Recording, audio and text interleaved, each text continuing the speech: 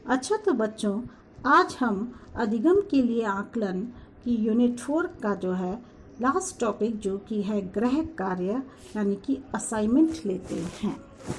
सबसे पहले हम इसके बारे में अध्ययन करते हैं, फिर उसका अर्थ व परिभाषाएं लेंगे। गृह कार्य क्या होता है? विद्यालय में गृह कार्य देने की प्रथा प्राचीन काल से ही चली आ रही है।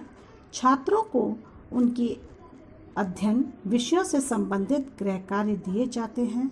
अधिकतर गृह कार्य पाठ्य पुस्तकों पर आधारित होते हैं। गृह कार्यों के देने के संबंध में शिक्षा शास्त्री एक जैसा नहीं है। कुछ शिक्षा शास्त्री का यह तर्क है कि गृह कार्य बालकों के मस्तिष्क पर अधिक भार के स्वरूप में होते हैं। छात्रों को विद्यालय में मानसिक एवं शारीरिक अनेक प्रकार की क्रियाएं करनी पड़ती हैं, जिससे उन्हें थकान होना स्वाभाविक है। ऐसी परिस्थिति में गृह कार्य को देने से मनोवैज्ञानिक नहीं है। इसके विपरीत कुछ शिक्षा शास्त्रीय विचार मानते हैं कि छात्रों के अंतर्गत कक्षा शिक्षण की क्रियाओं द्वारा उत्पन्न सीखने के अनुभवों को संगठित करने हेतु गृह कार्य देना आवश्यक है। आज शिक्षा के क्षेत्र में शिक्षण तकनीकियों पर अधिक प्रभाव है। इस दृष्टि से गृह कार्यों का महत्व भी बदल गया है। गृह कार्यों को सीखने अनुभव यानी कि लर्निंग एक्सपीरियंस का एक साधन माना जाता है। गृह कार्यों की रचना भी इस प्रकार की जाती है जिससे शिक्षण उद्देश्यों की प्राप्ति की जा सके। इस प्रकार गृह कार्यों का अर्थ व परिभाषा बदल गई है। अब हम गृह कार्य का अर्थ व परिभाषा लेते हैं। Meaning and definitions of assignment. गृह कार्य वह साधन है जो छात्रों को स्वयं अभ्यास करके सीखने के लिए अवसर प्रदान करते हैं। सीखने अनुभवों का एक ऐसा प्रमुख अंग है जो कक्षा के बाहर छात्रों को सीखने अनुभव प्रदान करता है, जो शिक्षण के उद्देश्यों को प्राप्त करने में भी सहायक होते हैं, जो शिक्षक द्वारा ही उत्पन्न की जाती है। इसकी एक परिभाषा लेते हैं हम लोग। गृह कार्य शिक्षक द्वारा उत्पन्न सुनियोजित सीखने की परिस्थिति है। प्रत्येक गृह कार्य का मौलिक उद्देश्य यह होता है कि छात्र को शुद्ध एवं प्रत्यक्ष प्रेरित करने वाले सीखने के अनुभव प्रदान करे। यह अधिगम की आगे चलने वाली प्रक्रिया का एक महत्वपूर्ण अंग है। अब हम गृह कार्य के सिद्धांतों को ले लेते हैं। Principle of assignment. सबसे पहला सिद्धांत है इसका उपयुक्तता का सिद्धांत, प्रिंसिपल ऑफ रेलिवेंस। गृह कार्यों का चयन करते समय यह ध्यान रखना चाहिए कि वे शिक्षण किए गए पाठों से संबंधित हो और उसके द्वारा पाठ्य वस्तु के प्रमुख और महत्वपूर्ण पक्षों का सुदृढ़ीकरण किया जाए। दूसरा है अभिरुचि का सिद्धांत। गृह कार्यों के निर्माण में उपयुक्तता के साथ छात्रों की रुचियों का भी ध्यान रखना चाहिए, जिससे वे उन्हें पूरा करने में रुचि लें। नेक्स्ट, यथार्थता का सिद्धांत, प्रिंसिपल ऑफ एक्यूरेसी। गृह कार्यों का स्वरूप भाषा की दृष्टि से सुशुद्ध होना चाहिए। पाठ्य वस्तु की शुद्धता का ध्यान रखना नितांत आवश्यक है। नेक्स्ट है स्पष्टता का सिद्धांत। गृह कार्यों की भाषा स्पष्ट, सरल एवं बोधगम्य होनी चाहिए। गृह कार्य की पाठ्य वस्तु का स्वरूप छात्रों की कठिनाई स्तर, मानसिक स्तर एवं विकास की अवस्था क्रम के अनुकूल होना चाहिए।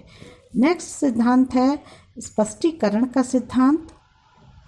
गृह कार्यों की व्यवस्था क्रमागत रूप से करनी चाहिए। गृह कार्यों का एक दूसरे से परस्पर संबंध होना चाहिए। गृह कार्यों को का स्त्रीकरण तथा क्रमागत दोनों ही विशेषताएं आवश्यक हैं। नेक्स्ट है मितव्ययता का सिद्धांत, प्रिंसिपल ऑफ इकोनॉमी। गृह कार्यों द्वारा कम से कम समय में सीखने के अनुभवों का पुनर्गठन होना चाहिए। गृह कार्यों को पूरा करने में छात्रों को कम समय तथा कम शक्ति की आवश्यकता हो। नेक्स्ट सिद्धांत है उद्देश्य का सिद्धांत, प्रिंसिपल ऑफ ऑब्जेक्टिव।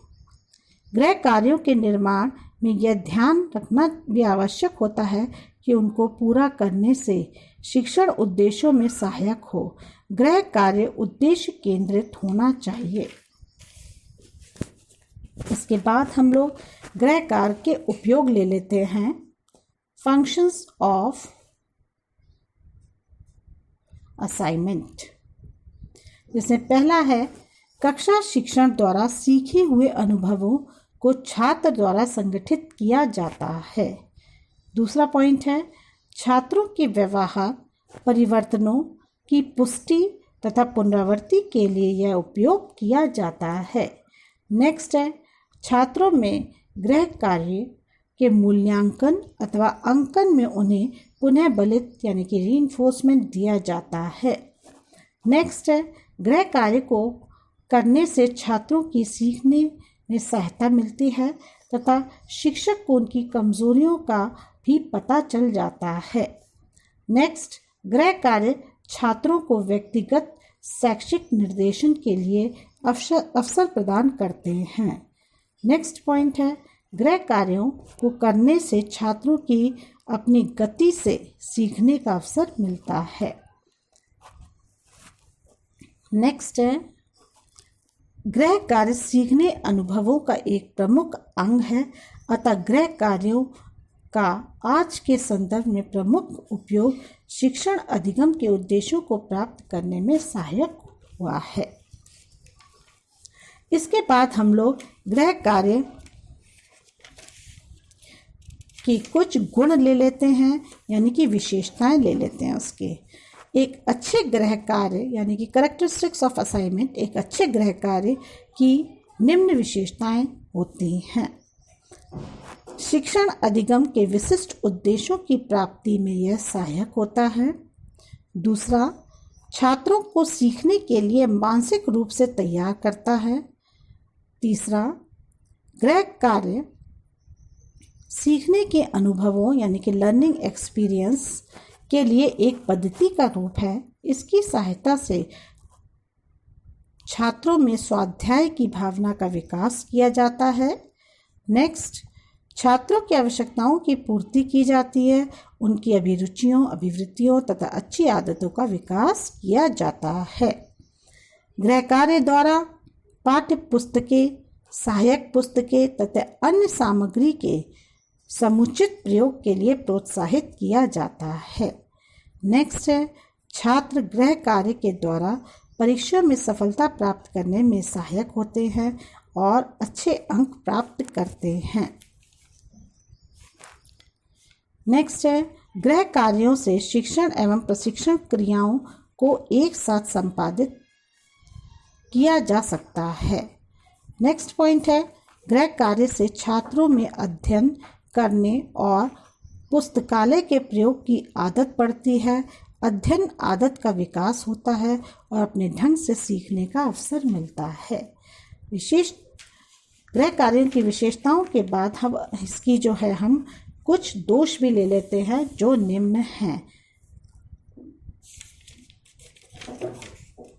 दोष यानी कि सावधानियां भी ले लेते हैं। चयन में सावधानियां टॉपिक है, गृह कार्यों के चयन में सावधानियां, प्रिकॉशंस इन सिलेक्टिंग असाइनमेंट।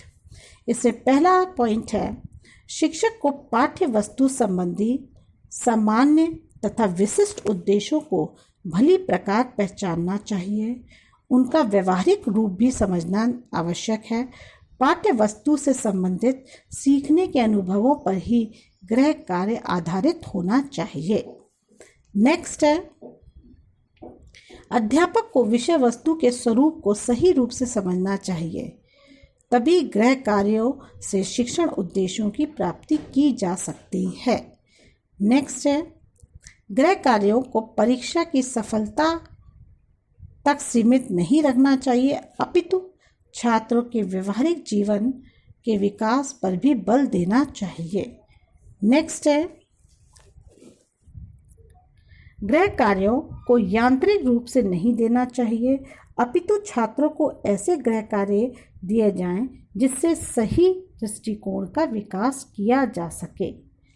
नेक्स्ट है, उत्तम कोटि के गृह कार्यों की व्यवस्था करना शिक्षक के लिए एक चुनौती समझी जाती है, अतः इस गृह कार्यों का निर्माण अधोलिखित बातों पर रखकर होना चाहिए।